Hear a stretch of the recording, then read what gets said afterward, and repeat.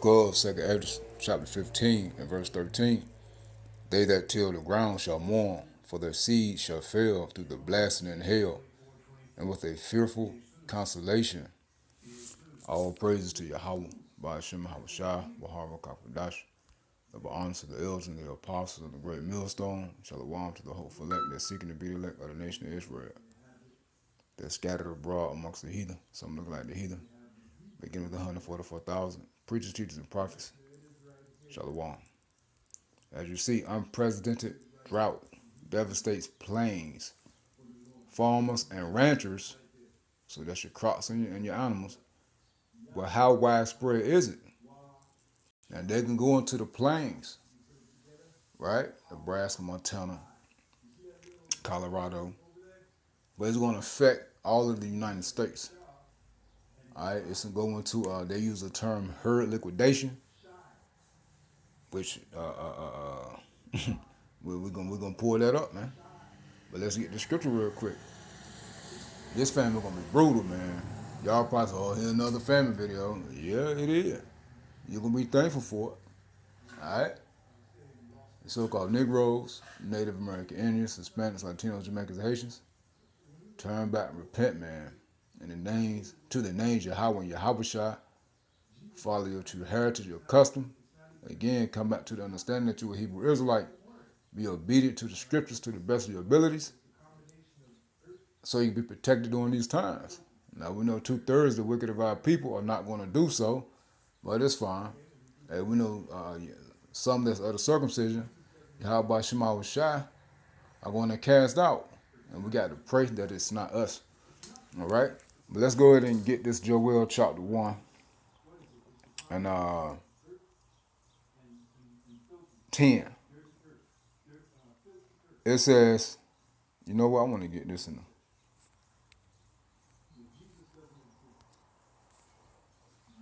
the NLT.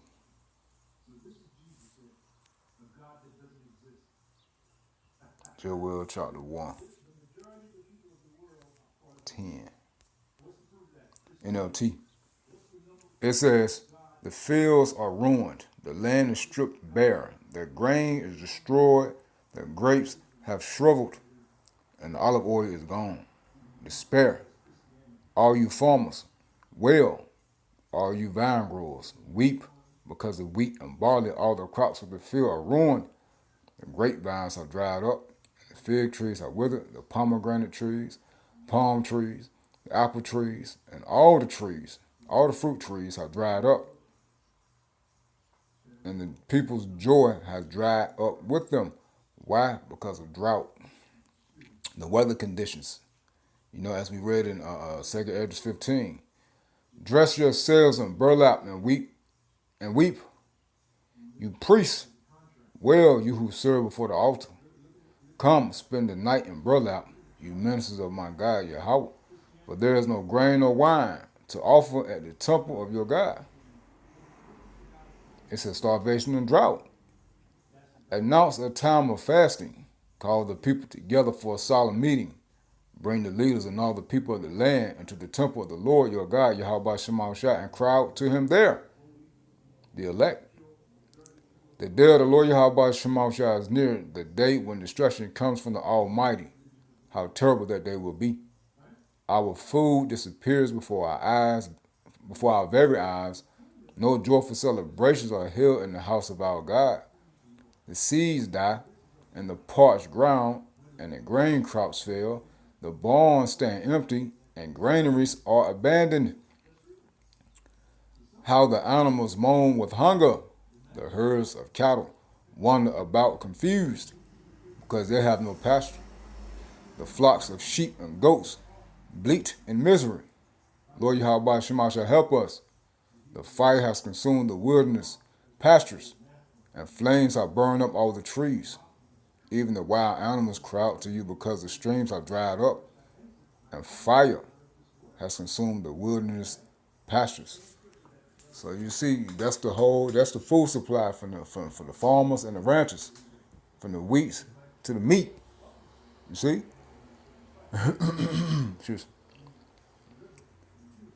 So people gonna die, animals gonna die. Let's go ahead and play the video, man. Yahweh Shema Shah is not playing. Unprecedented, quote, unprecedented, end quote. Drought devastates plains, farmers, and ranchers. But how widespread is it? You know what? Let's get that. Let's get the information. So I typed in, hopefully the same information comes up.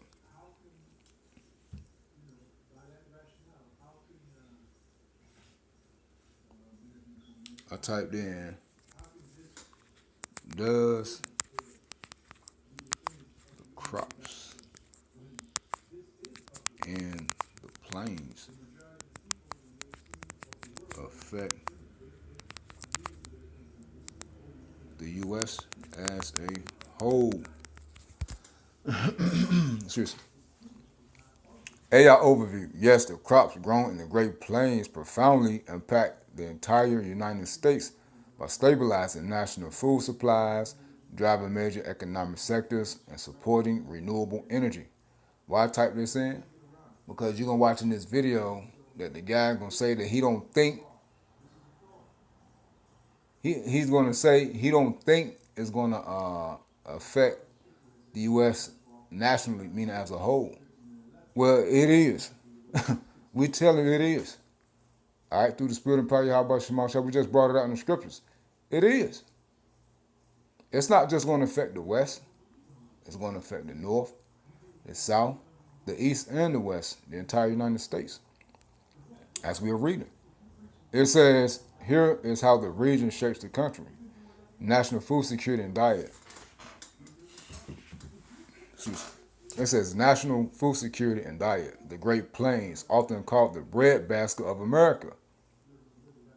So I don't understand why he would say that. You know, I don't. But he don't really know since he said it. But we know through the spirit of power, Yahweh Shema Shah. This famine hitting, man. It's gonna hit. Produces the breadbasket of America. Produces the vast majority of the nation's wheat and a significant portion of its corn and soybeans. This massive yield keeps grocery prices stable and ensures a consistent supply of staples for domestic consumption and export. So what does it mean, y'all? Higher prices when there's a shortage and less food.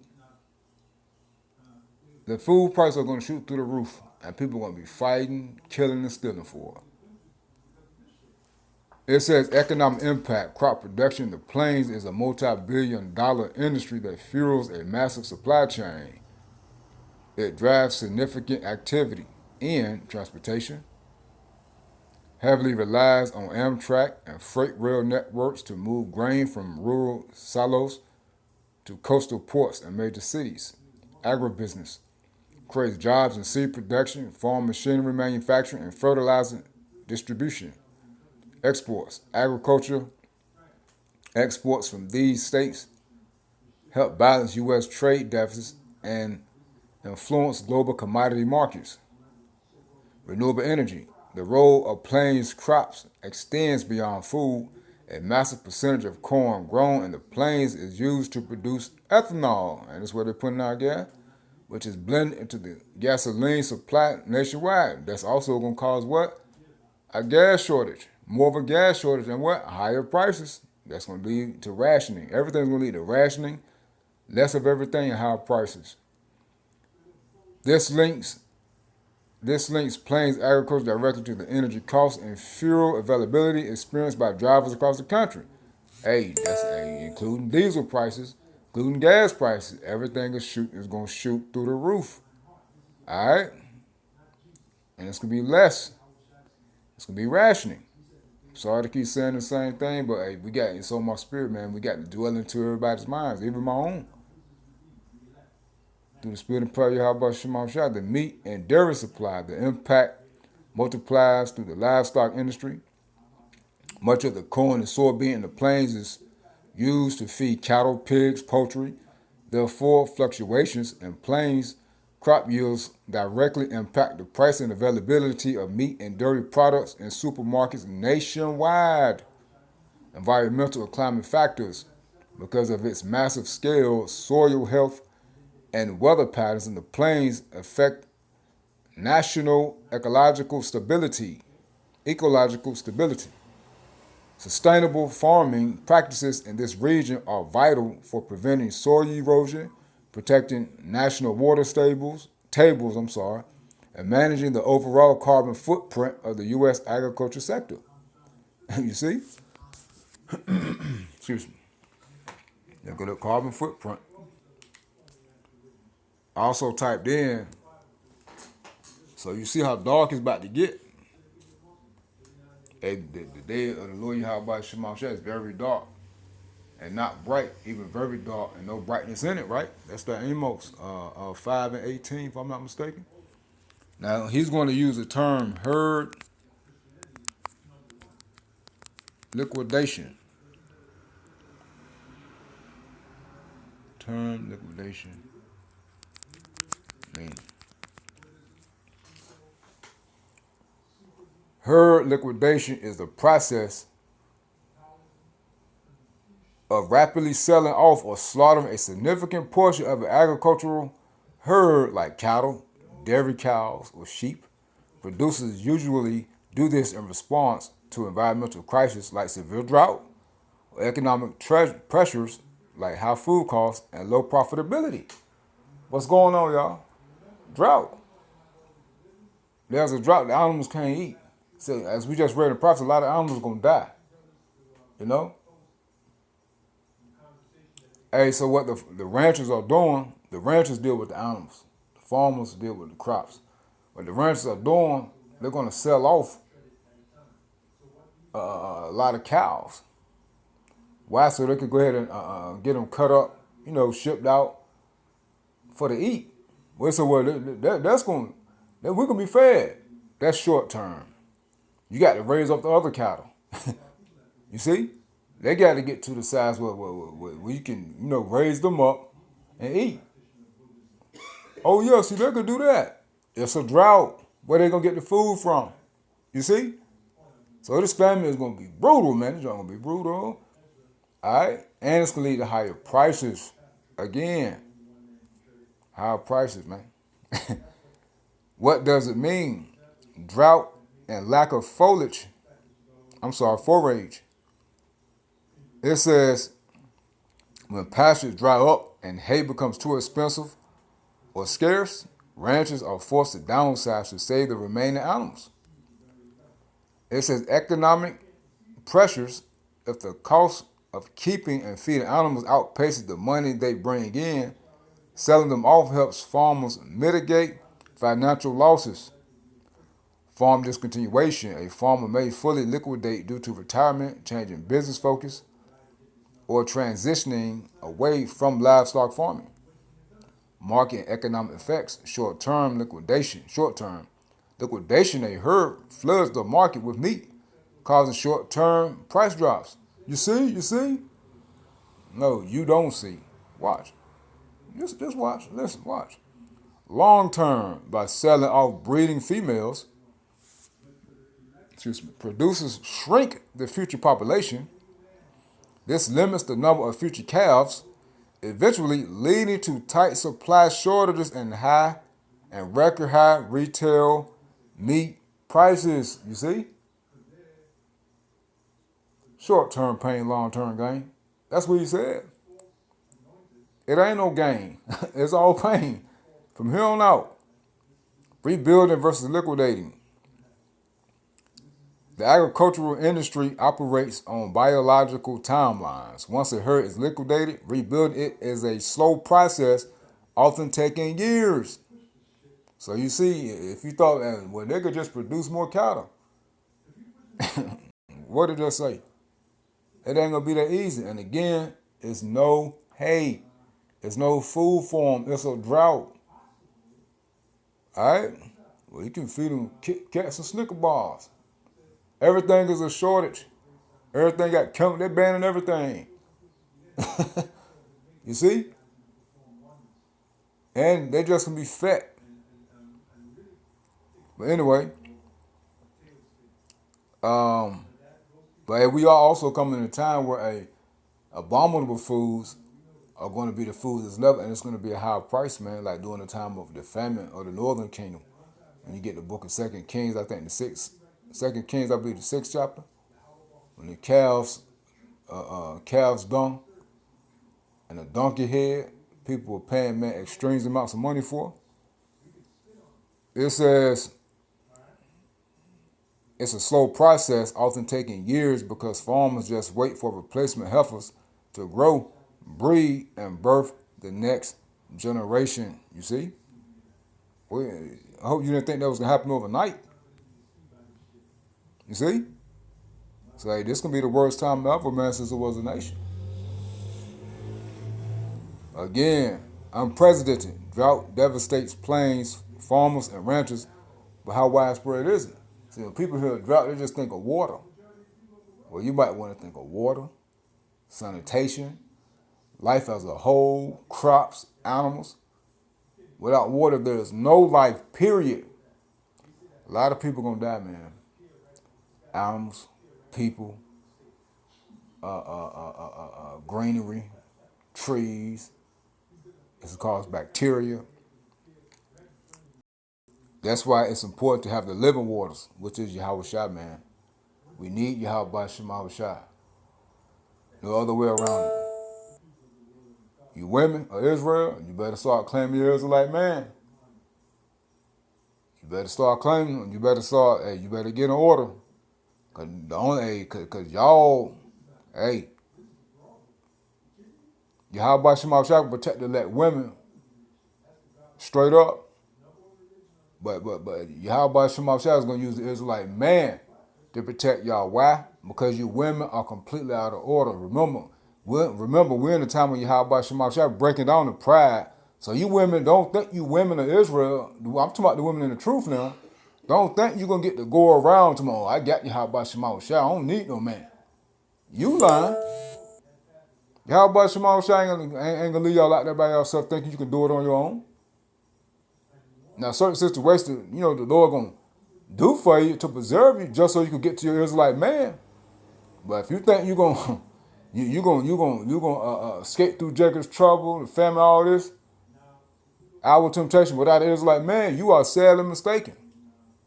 Yahweh Shema Shai is putting everything right back in order, and you women gonna humble down. So hey, you women in Israel, hey, go ahead and start claiming your Israelite men, cause they're gonna be your protectors, man. In the names of Yahweh Shema Shai, hey, we get it all the time. The Isaiah 32. All right, cause you ain't doing it by yourself. And the men of Yahweh Shema Shai has the covering and are focused on Yahweh Shema Shai. Hey, you women need the man. The Israelite man. Hey, going to that 1 Corinthians the 11th chapter. Order is being reestablished through judgment, man. Through the scourges, man. Through prophecy. Let's play the video.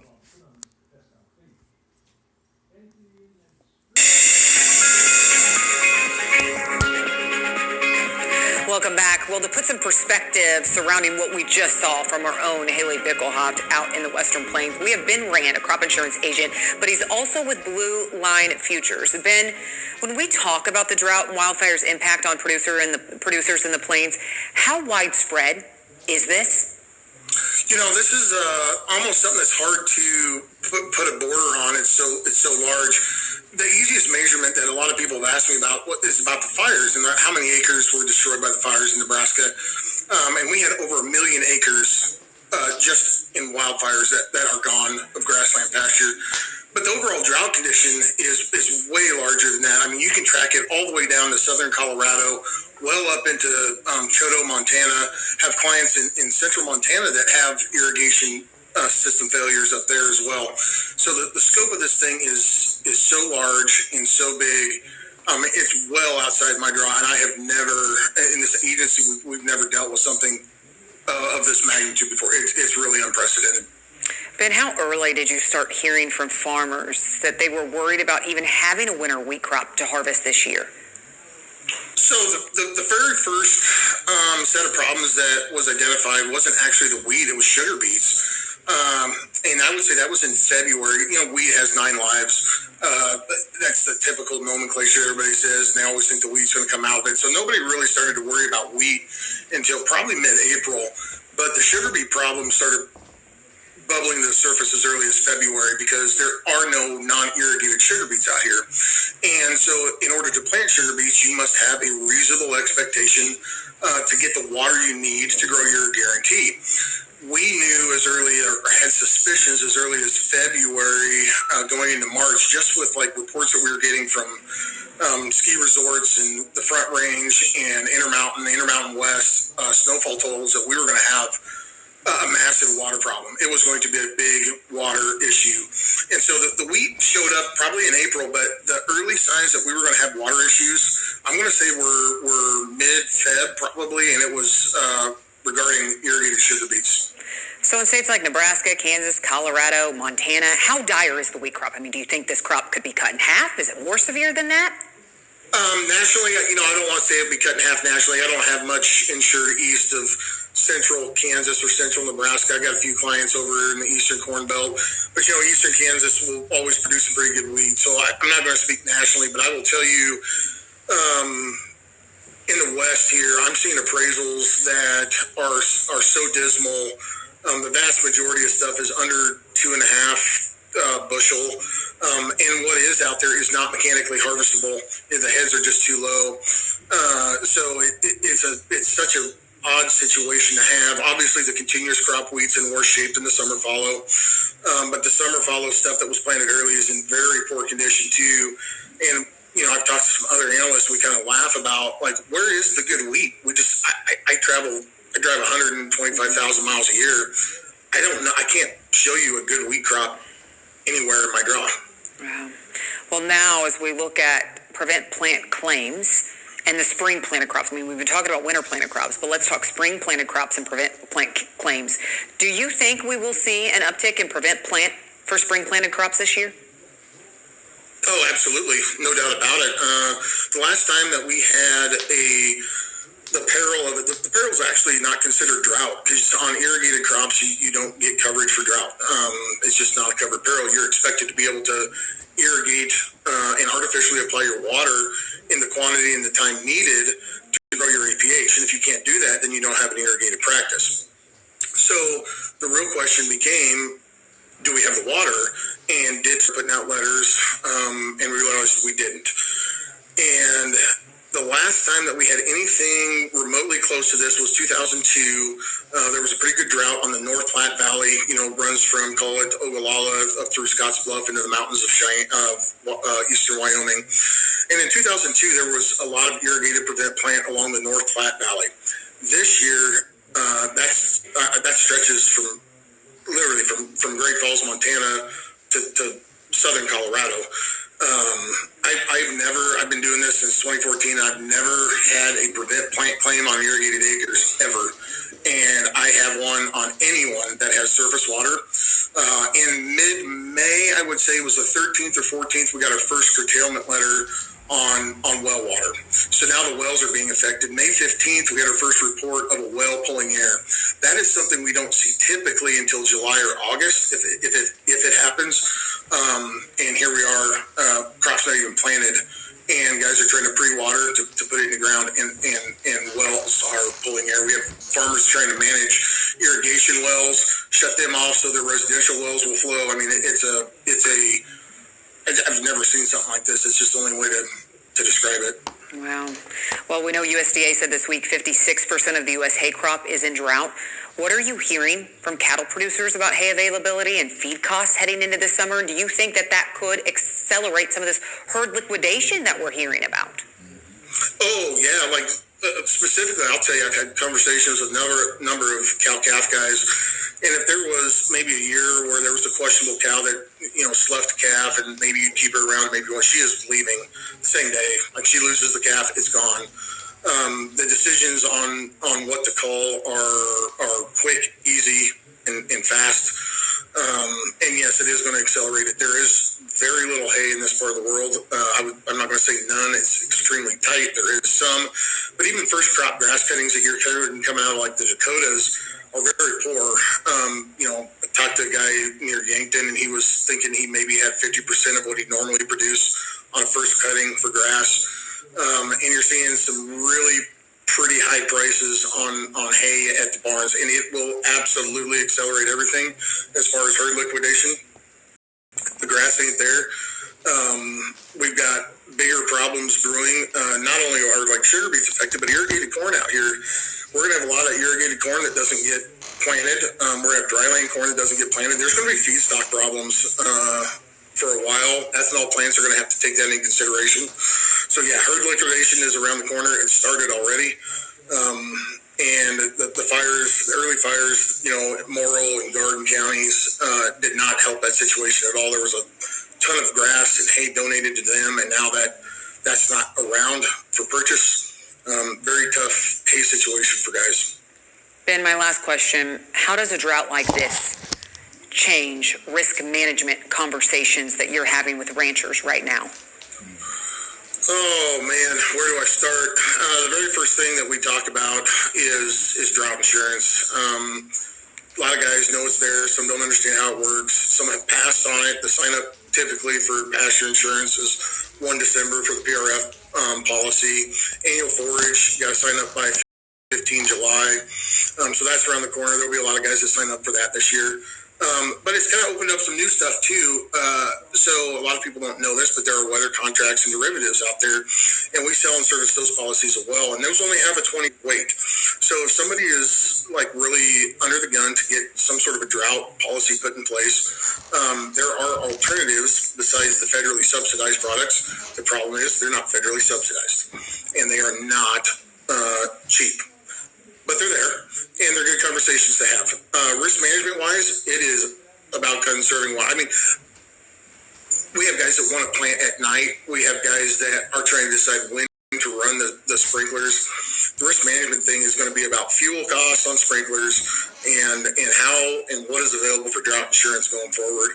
And we just pray that sooner or later, it rains out here, and all the old timers, that's the big saying, one day closer to the big rain. So that's where we're at with it.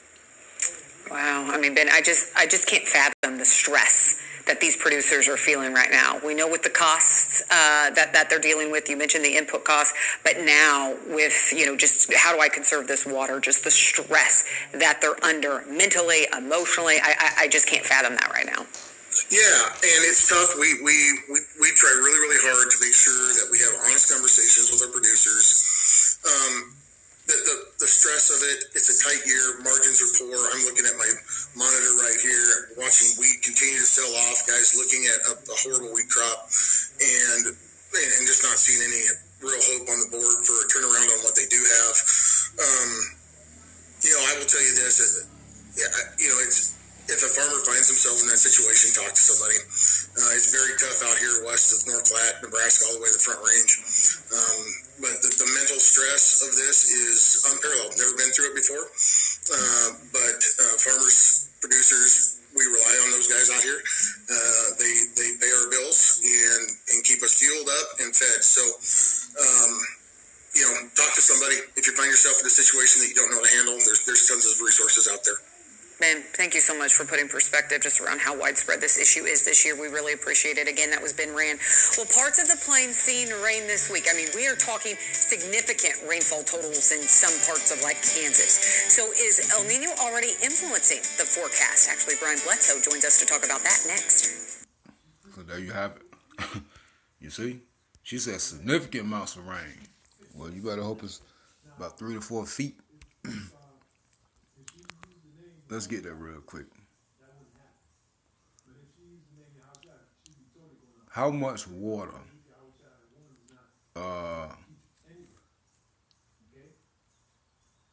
how can I word it? How much rain is needed to end a drought?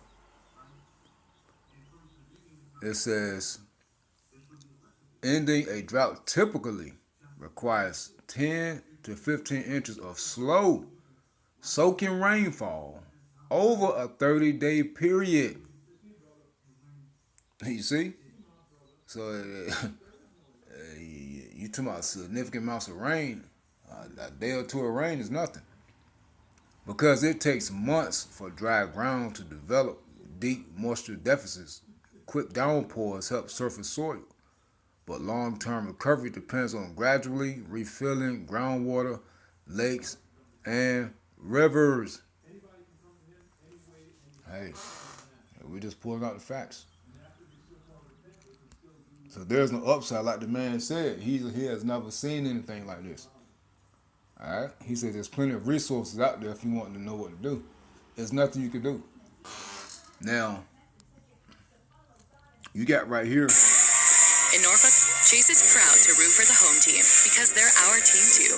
We cheer from the bleachers. America's largest river has dropped to 28% of its normal flow at Memphis. You see that? That's Isaiah 19. Memphis River drops to 28%. The first American city to run out of water. And don't forget about the data centers. The Mississippi River just dropped. Just dropped 20% of its water, but at least the data centers are having plenty of water. They can't seem to get enough. Being sarcastic. They're right. All right, that's Isaiah 19. Isaiah 19. And Isaiah 19. And the Mississippi River, watch this, how important is the Mississippi River to the U.S. economy. The Mississippi River is a crucial economic superhighway, generated over $400 billion annually and supported 1.5 million jobs. It forms the backbone of U.S. agribusiness and international trade, functioning as the most cost-effective freight network in the country. Agriculture and global trade. The Mississippi River Basin is the engine of U.S. agriculture exports. Export dominance. Approximately 6% of all U.S. grain exports and 70% of the world's exported feed grains and soybeans travel down the river. The Gulf Gateway. These crops are barged down the Mississippi to the port of New Orleans and the port of South Louisiana, the largest tonnage port district in the world, before being shipped internationally. 2. Heavy freight and manufacturing. Barge transport moves over 600 million tons of goods annually, including petroleum, steel, coal, and chemicals. Cost efficiency. Shipping bulk goods by barge is more than twice as cheap as using railroads, making U.S. exports globally competitive.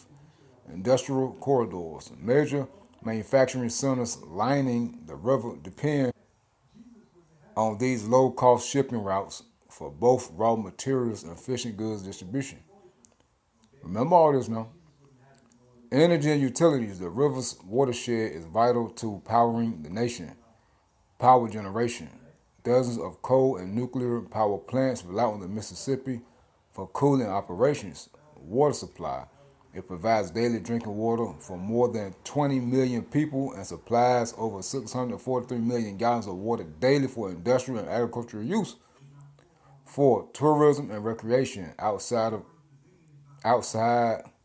of industry, the river drives a massive natural resource and recreation-based economy. The river systems supports hundreds of thousands of jobs in outdoor recreation, hunting, fishing, and tourism across the Midwest and South.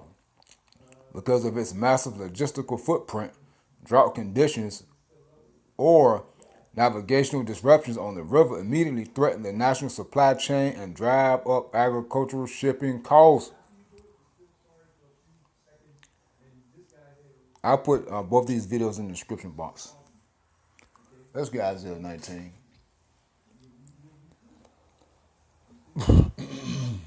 Isaiah 19. I don't think people understand how brutal it's going to be, man. All right? And we know how serious it's going to be. But to be in it, we're going to find out too. Isaiah 19:5. I'm going to read it in the NOT. Now, it's talking about America.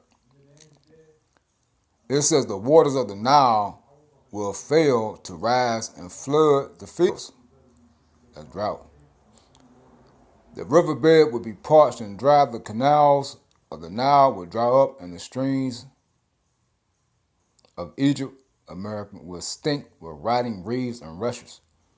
All the greenery along the riverbank and all the crops along the river would dry up and blow away. The fishermen will lament for lack of work. Those who cast hooks into the Nile will groan, and those who use nets will lose heart. That's your mariners, man, your fishers, man. Bye-bye seafood. It says there will be no flax for the harvesters,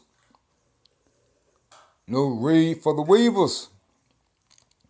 Hey, that's going into your clothing stores. All in all, is going to merchandise. All right.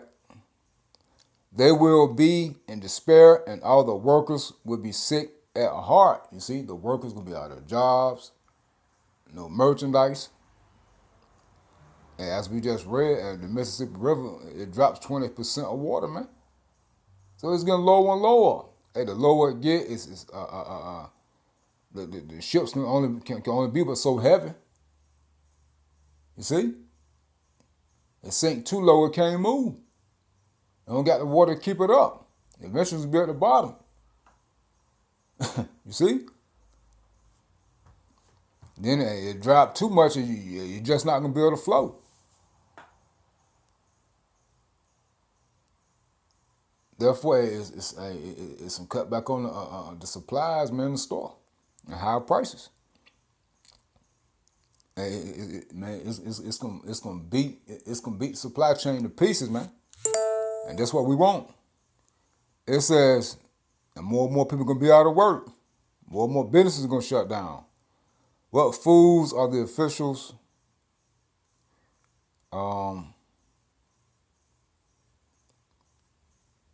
Yeah, that's it.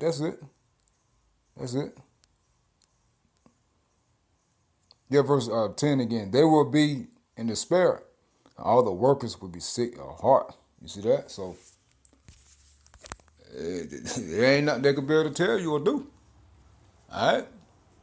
You just got to go through it's prophecy, man. But yeah, I think that's all we got, man. I think that's all we got. Like I said, I'll put a link to both videos in the description box. So you can subscribe, watch. Stay prayed up in the name of how about Shema Shai. Shalom.